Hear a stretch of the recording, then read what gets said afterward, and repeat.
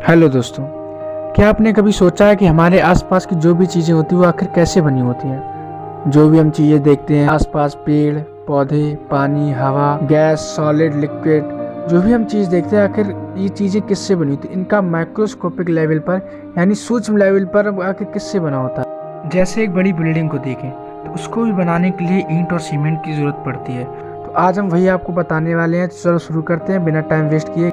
दुनिया की हर चीज़ जो बनी होती है वो बनी होती है अणुओं से। अणु को इंग्लिश में मॉलिक्यूल्स भी बोलते हैं। अणु ही वो होते हैं जिनसे हमें ये पता चलता है कि कोई भी तत्व सॉलिड है, लिक्विड है या गैस है। जब किसी एलिमेंट के मॉलिक्यूल एक दूसरे से मजबूत बॉन्ड बनाकर आपस में चिपके हुए होते हैं तो वो एलिमेंट सॉलिड का फॉर्म ले लेता है।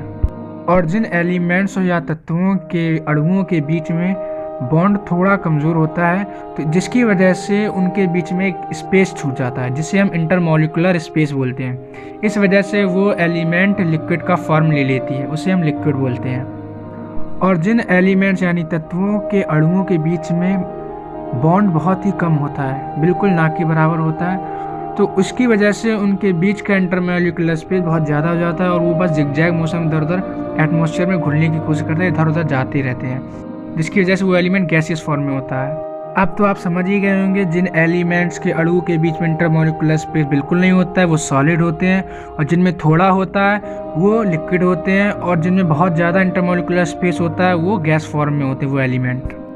और ये सब डिपेंड करता है अणुओं के बीच में बनने वाले बॉन्ड के ऊपर। चलो अब थोड़ा और जूम इन करते हैं और पता करते हैं कि जो अणु होते हैं यानी जिन्हें मॉलिक्यूल्स भी बोलते हैं वो आखिर किस चीज़ से बने होते हैं। अब जो हमारे मॉलिक्यूल्स होते हैं, जो हमारे एलिमेंट्स बनाते हैं, वो मॉलिक्यूल्स भी बने होते हैं एटम्स से। दो या दो से अधिक एटम्स मिलकर हमारे मॉलिक्यूल्स बनाते हैं, और एटम्स को हिंदी में हम परमाणु भी बोलते हैं। चलिए बात करते हैं परमाणुओं के बारे में। तो बता दें कि परमाणु की खोज की थी इंग्लैंड के साइंटिस्ट जॉन डाल्टन ने 1803 ईस्वी में। उन्होंने ही बताया था जो अणु होते हैं वो दो या दो से अधिक एटम्स से मिलकर बने हुए होते हैं। एटम्स के लिए उन्होंने अपने कुछ सिद्धांत भी दिए थे। जॉन डाल्टन के अनुसार परमाणुओं को तोड़ा, नष्ट और बनाया नहीं जा सकता। 19वीं सदी के आखिरी तक सभी ऐसा ही मानते थे कि परमाणुओं को तोड़ा नहीं जा सकता जब तक कि प्रोटॉन की खोज नहीं हुई थी। हाँ दोस्तों, हमारी साइंस इतनी विकसित हो चुकी है आज कि हमें ये भी पता है कि परमाणु भी किससे बने होते हैं। तो आपको बता दें, जो परमाणु होता है वो भी इलेक्ट्रॉन, प्रोटॉन और न्यूट्रॉन से मिलकर बना हुआ होता है। अब चलिए बात करते हैं इलेक्ट्रॉन, प्रोटॉन्स और न्यूट्रॉन्स के बारे में। सबसे पहले जो खोज हुई थी वो प्रोटॉन्स की हुई थी। वैसे तो गोल्डस्टीन ने 1886 में धनात्मक कणों की खोज कर ली थी, लेकिन ठीक से इनकी पहचान की पुष्टि न कर पाने के कारण प्रोटॉन्स के खोजकर्ता रदरफोर्ड को कहा जाता है। इन्होंने ही इन कणों का नाम प्रोटॉन रखा था। प्रोटॉन वो कण होता है जिसमें चार्ज पॉजिटिव होता है, चार्ज मतलब आवेश, और ये परमाणु के केंद्र में स्थित होता है। अब बात करते हैं इलेक्ट्रॉन्स की। प्रोटॉन्स की खोज होने के 11 साल बाद यानी 1897 में जे थॉमसन ने इन इलेक्ट्रॉन्स की खोज की थी। इलेक्ट्रॉन्स पर चार्ज नेगेटिव होता है और ये केंद्र में यानी कि सेंटर में स्थित प्रोटॉन्स और न्यूट्रॉन्स का चक्कर काटता रहता है हमें। अब बात करते हैं तीसरे तत्व की यानी कि न्यूट्रॉन।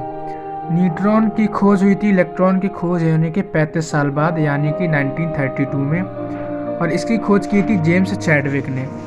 न्यूट्रॉन एक ऐसा तत्व है जिस पर कोई भी आवेश या चार्ज नहीं होता है, ये एक उदासीनी कण होता है। अब आप जानते हैं कि इलेक्ट्रॉन, प्रोटॉन और न्यूट्रॉन की खोज किसने कब की थी, और इलेक्ट्रॉन, प्रोटॉन और न्यूट्रॉन से ही मिलकर एक एटम बनता है जिसे परमाणु कहते हैं, और दो या दो से एटम मिलकर यानी कि परमाणु मिलकर एक अणु बनाते हैं जिसे मॉलिक्यूल भी बोलते हैं। आज के लिए बस इतना ही।